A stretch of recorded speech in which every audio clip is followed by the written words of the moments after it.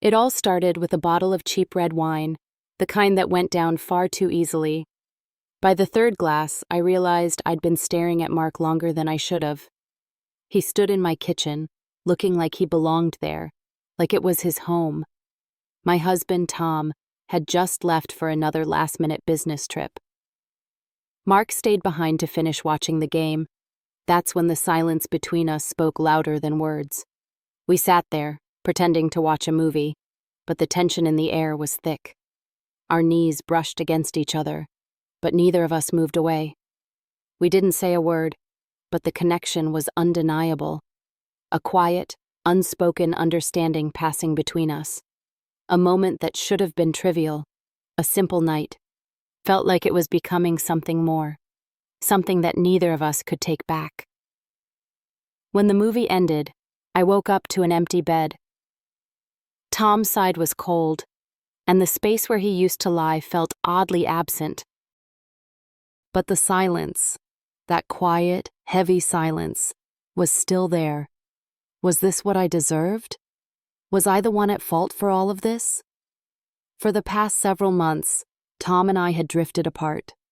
The intimacy, the talks that we once shared, had all faded.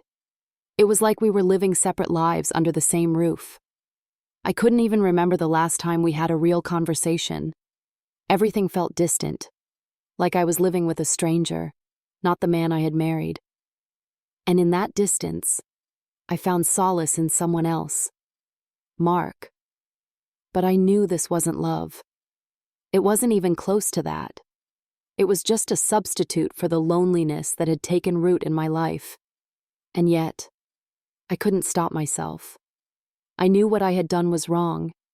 And yet, Tom's silence, his absence, made me feel so isolated. I didn't know how to face the truth, and I had buried myself in something that wasn't real, something temporary. But when Mark left, I was left alone with my thoughts, alone with the guilt. The next morning, I called Tom, but I couldn't shake the feeling of regret that had settled deep in my stomach. The messages I had left for him only made me feel more and more like a failure. Tom finally called, his voice shaky and filled with concern. "What's going on? What happened last night?" he asked. And I could hear in his voice that he already knew. I left him a trembling voicemail, explaining nothing, but feeling everything. Then Mark called. My heart skipped a beat when I saw his name flash on the screen. I didn't answer at first. I couldn't.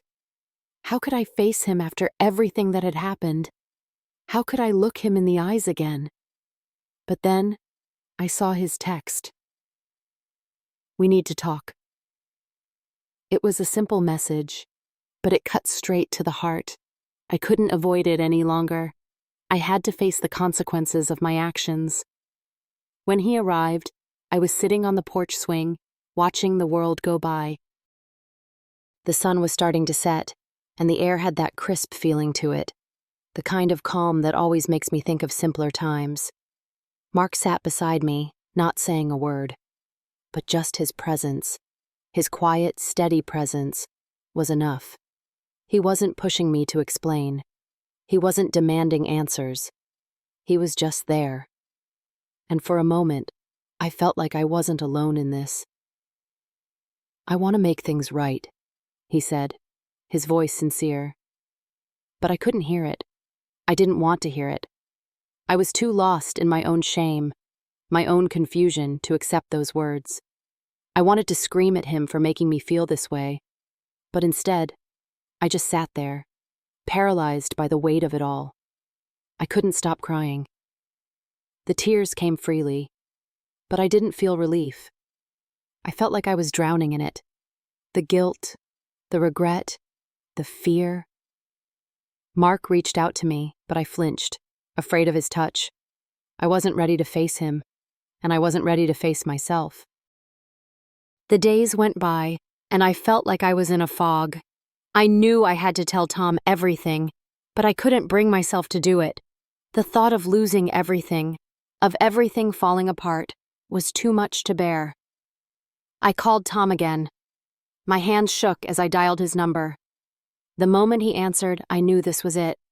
The end of everything. He listened, and I told him everything. About Mark, about the kiss, about the loneliness that had driven me to that point. But he didn't yell. He didn't even speak at first. There was just silence. And then he whispered, "Why?" And that was when I knew. I had lost him. There was no going back. That night, as I lay beside Mark, I felt a sense of finality wash over me. I wasn't sure if I had made the right choice, but I knew that the life I had with Tom was over. There was no fixing it. The next morning, as the sun rose, I still couldn't shake the feeling of emptiness. I kept asking myself if I had done the right thing, if I could find a way to move forward.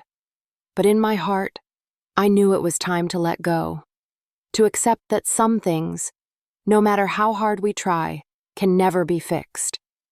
The story isn't over yet. If you want to find out whether the character will find happiness again or live in regret forever, make sure to subscribe and turn on notifications to catch the next video.